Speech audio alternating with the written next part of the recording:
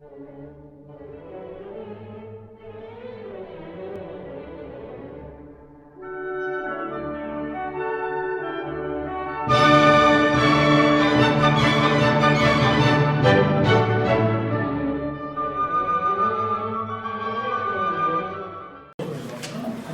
right, welcome to our invented app of the day.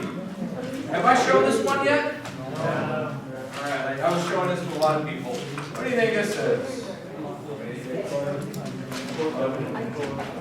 All right, look very carefully. What are some of the words you see on there? Conva, bake, broil, timer, stop, clean. Was that from the control panel of the DeLorean? All right, so the answer, oh, by the way, this will be inherently obvious if I show you this corner right here. Whirlpool. This is a controller for a stove. Oven, sorry. More specifically, I own an oven that has two spaces, all right, an upper and a lower. And so let's take a look. Obviously this, oh, you know what, I need to turn this on. Whoa. So obviously this has a nice big display, and actually it has two temperature displays, one for the top, one for the bottom. It has timing, and it actually has an interface for buttons. So if you look at all the good stuff on the back, look at this side.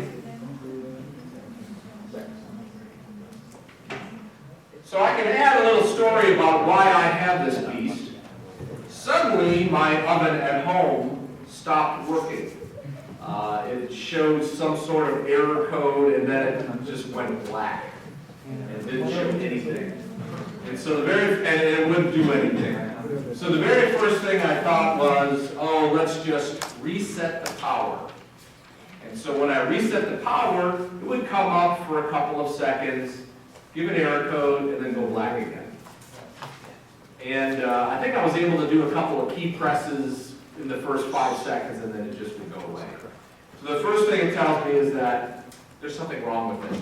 So being the typical engineer and being a typical cheap engineer, I immediately took it out and started messing with it, all right? And brought it here to campus and showed it to others, and we actually had a schematic that showed how much power was going to it, what controlled what.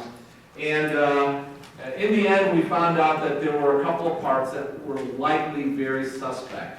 And so these parts were up here. Notice, if we were to look at this carefully, you'll notice that there is discolored printed circuit board area. And there's a lot of hot glue because we started doing a lot of soldering and replacing of parts. And in the end, it didn't help anything. And in the end, we spent, oh, I shouldn't say this probably publicly, but a lot of people looked at it and determined that there was something so wrong with the board that we didn't know how to fix it. Keep in mind that anytime you have electronics, it's a lot easier to fix something when you have the schematic. We do not have the schematic for this board, and I was a little bit too cheap to spend $190 to buy a new board. So after trying to fix it a little bit, I finally went online and bought a new one. But one thing I also found out is that the transformer feeding this had also gone bad and was only outputting 1.2 volts when it was supposed to be somewhere higher, like 12 or so. So the first thing to look at this is, okay, so this is discolored, and why is it discolored? As it turns out, it could have been one of two things. It could have been an actual part, or the way this shows up in the oven, and I should have showed a picture of this, this is exactly where the exhaust from the oven area came out. So an electronic board was right next to a flow of air of about 300 degrees. And when I say the exhaust, there is, this goes into a cabinet-like area. And so this exhaust actually pulls air from the outside and blows it out across the top of the oven enclosure. The oven itself is insulated, but there's still going to be some heat that leaks out. So it's trying to take away some of the heat so it doesn't cook the board or the things you might store above the oven in the cabinet. So if we take a look at what we have on here, there are some rather big chips. And the one I want to talk or look at in particular is this one right here. So whenever you're looking at an assembly, usually a manufacturer will give a serial number for each part of the assembly, and they'll build up what's called a bill of materials. So in our example, which is a Whirlpool oven, model something or other, and I forget what the name of the model is, it will have a bill of materials, including things like the, that's a good idea, zoom out. There we go. It'll have components associated with it. And by the way, a bill of material will be all of the materials, including mechanical. So it might be the mechanical enclosure. And it might be the electrical connection.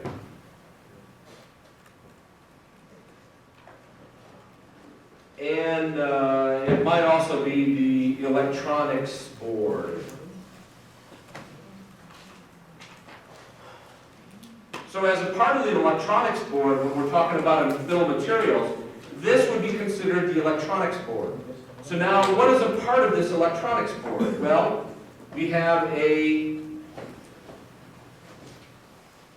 and this will be the assembled electronics board, right?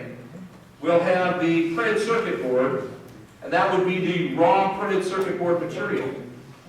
We know at the very least, we have a LCD, a liquid crystal display. And this is going to be a special one because it can take a lot of heat.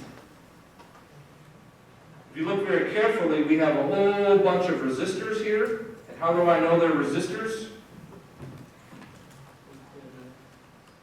Hint, hint, hint. All the parts say R. We also have a lot of caps because it says C. All right.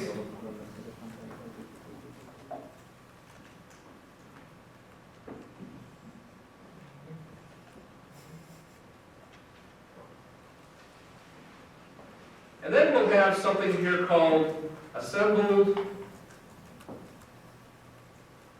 processor. And so this device right here is our assembled processor. Now when I say assembled, why do you think that's called assembled? Think about what we've done in our class with microcontrollers. What have we been doing all semester with them?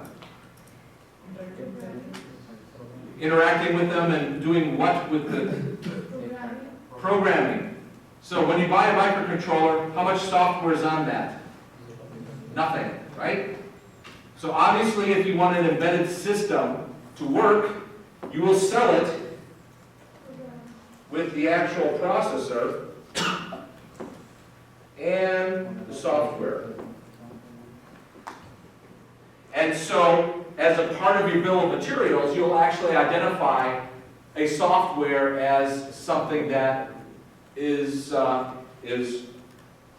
recordable. So in this case, notice we have some information here. This likely is the date of the software version. So 3/19/2004. My house was completed in June 2004. So that tells me that this entire oven was probably assembled fairly close to when they installed it, which is a good thing because I don't want something that sat around for years, right? The other thing is it has a part number, and this up here is probably the part number of the assembled printed circuit or the assembled software.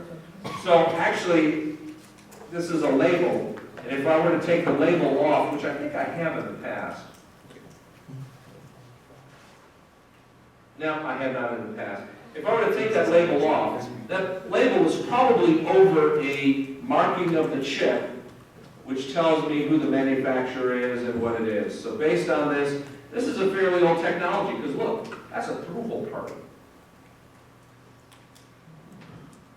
So that is a microcontroller that is a through-hole. If I were to guess what the processor is in there, I would say it's an old Intel 8051 core. It's just one of the original microcontrollers. Very inexpensive. This thing doesn't do much, but it does enough. It controls things like, there are some big honking relays here that handle, well, this one says it's 24 volts DC. Oh, I'm sorry, this says 240 volts AC. So it's basically a 24 volt controlled relay, and the actual electricity flowing through it is 240 volts. What do you think is 240 volts that it's running? The heating elements. The heating element in the oven. There are other, since there's a upper and a lower heat element for your typical oven, and I have an upper and a lower oven, it would be probably a good assumption to say that I have a couple of these which are controlling which part of the oven is going to be on or off. And I'm trying to, I don't have the schematic, so I just don't have any idea whatsoever. A lot of this is other is going to be associated with control. I know at the very least this is obvious. What does that look like?